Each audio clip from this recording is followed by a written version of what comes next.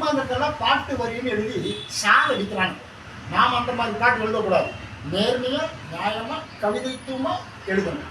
அதே மாதிரி சீனை கூட நாம் வந்து மற்றவங்க சீனை திருடக்கூடாது. ஓட நாம கேட்கணும். பாட்டுக்கு நல்ல வரிகள் தேடி தேடி மலர்களேன்னு போட்டோம்.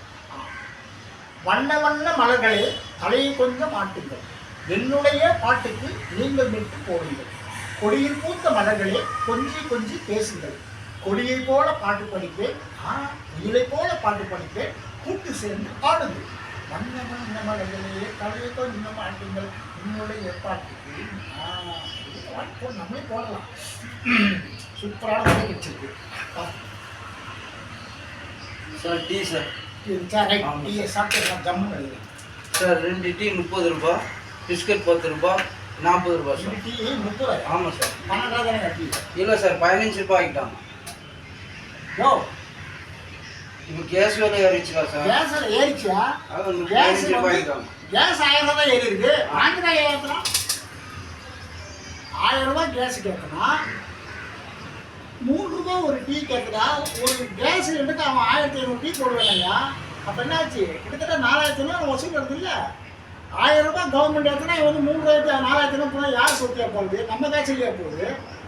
இந்த கவர்மெண்ட் ஒரு விலை ஏற்றினா அது வந்து மக்களுக்காக தெரிஞ்ச விஷயம். அதனால தான் நாங்களும் சரி அட்ஜஸ்ட் பண்ணி போயிடுறோம். ஆனால் அந்த கவர்மெண்ட் என்ன பண்ணுறது? விலையை டக்குனு ஏற்றி விட்டுருக்காங்க.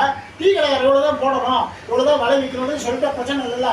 இவரோட வாழைக்காய் வலிஞ்சு ஒரு மாடு போட்டு 12 ரூபாங்கன்னா 12 ரூபா, ஒரு கடையில் 12 ரூபா, ஒரு கடையில் 15 ரூபா, ஒரு கடையில் 15 ரூபா, 20 ரூபா விற்கலாம். அவன் இஷ்டத்துக்கு விலை வச்சு விற்கலாம். அப்போது இதே மாதிரி தான் போன தடவை 5 ரூபா டீ விற்கும்போது கவர்மெண்ட்டு ஒரு 5 ரூபா பால் விலை ஏற்றுச்சு. 1 லிட்டருக்கு 5 ரூபா பால் விலை ஏற்றுறாங்க. அந்த 1 லிட்டர் பால் டீ கடைக்கார 2 இடம் கட்டி 45 டீ போடலாம் 1 லிட்டருக்கு.